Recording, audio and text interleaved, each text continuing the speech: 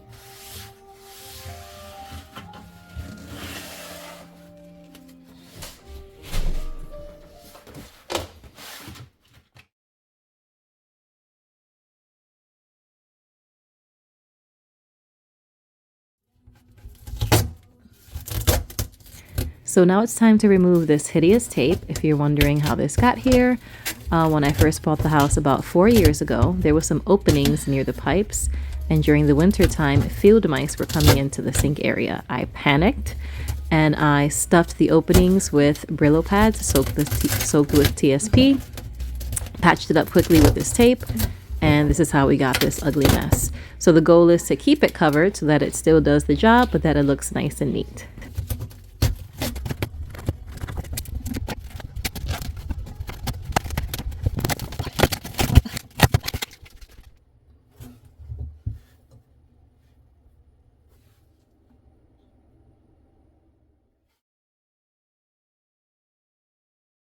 All right, so now I can get started now that I have everything I need.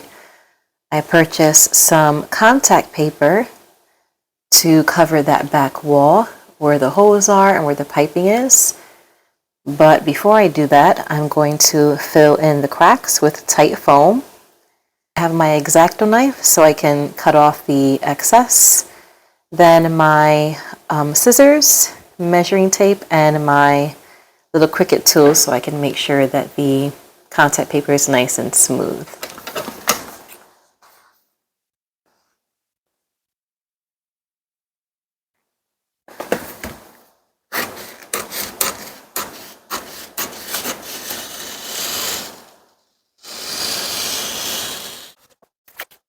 I decided not to use the foam and just to replace the tape so that it's nice and smooth and that the contact paper can go over it easily.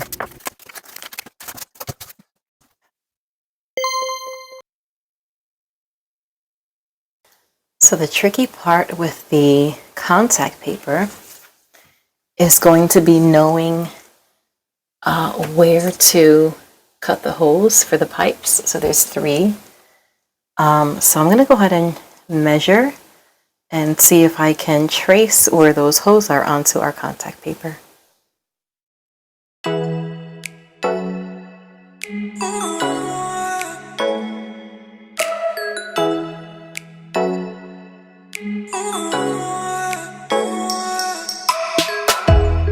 Inches, 10, 11, 12, 13, 14.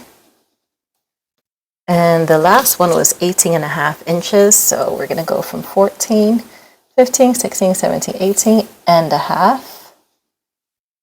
So right here, and then 7 inches up from there. All right.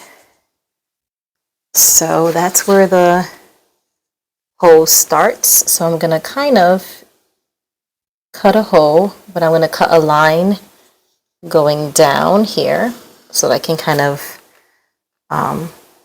just wrap it around. For this one, the hole is a little bit larger. I'm going to cut the hole slightly smaller. And for this one, I'm going to cut the hole like that.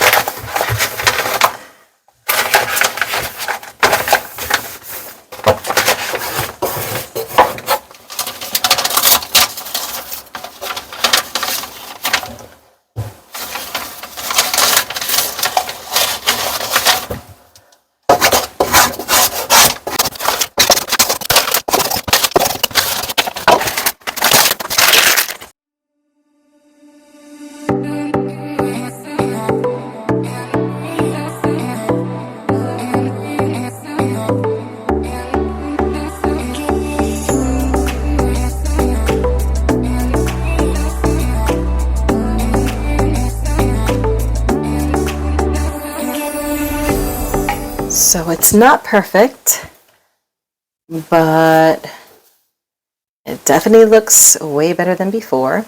The actual tubing on that pipe is blue, so that's fine, and this one's red. I'm going to go ahead and wipe down all the piping, and we're going to unbox our under the sink storage.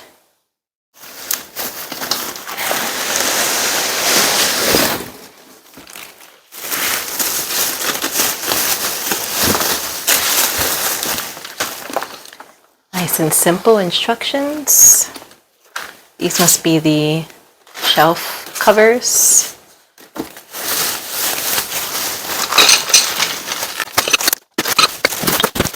All right, so I find that the best way to build anything is to lay out all the materials in an organized manner first. So I have everything laid out here. Adjustable bracket, put the small one in, and you adjust it for your desired height. I put this inside the cabinet, and I'm gonna have mine at the lowest opening because I want it to be tall enough.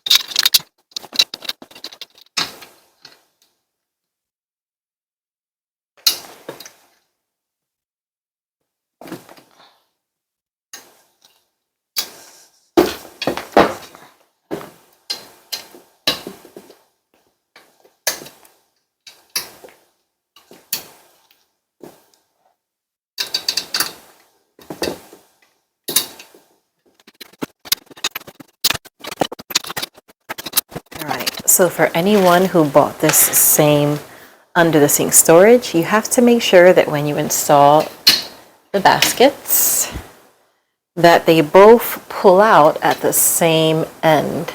So my top pulls out the way it should, and the bottom one actually goes into the cabinet. So I'm gonna have to remove that one, flip it around so that it pulls out in the same direction. All right, both sides are done. That's exactly how they're going to go into the under the sink cabinet. And of course, prior to ordering these, I measured underneath my sink, and they do have small and large. This is a large one. So if you have a smaller sink, you can order large. And as you can see, they both pull out in the same direction. Right, so the reason why I'm not going to put the plastic is because since I'm relying on this, when I pull the drawers in and out, the plastic is going to shift unless I stick the plastic down, which I don't want to do. Now I just have to make sure I set it properly so that it has enough room to open up and it doesn't hit the hinges. Press, press, press. Okay.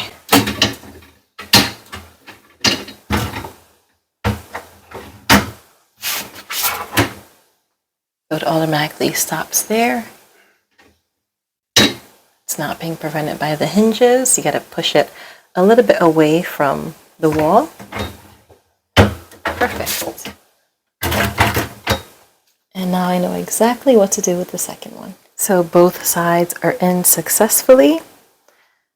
I would say one downside to this is the fact that you have to move it away from the wall because that definitely takes up storage space. But what I'm going to do is I'm going to utilize the space in the back there for like the large bottles that are specific for refills.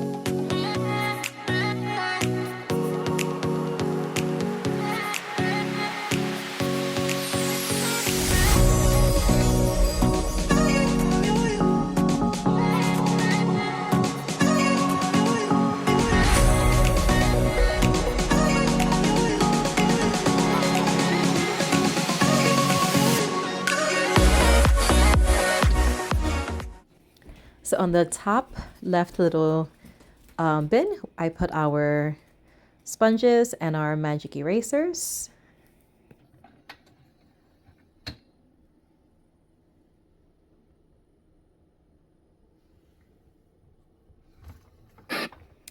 On the bottom, I put a few of the sprays, the ones that we use most of the time, and our gloves, baking soda as well.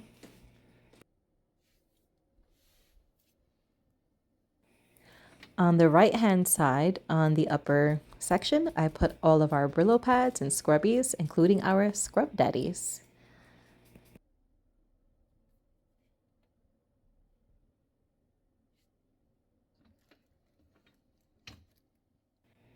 On the bottom right hand side, I put all of our stovetop cleaners, our Goo Gone, our stainless steel appliance cleaner, the granite cleaner, as well as Clorox and Clorox without bleach. These are the items that we use second most compared to the items that are on the left.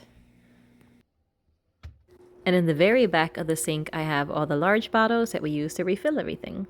And there you have it, a nice organized under the sink cabinet.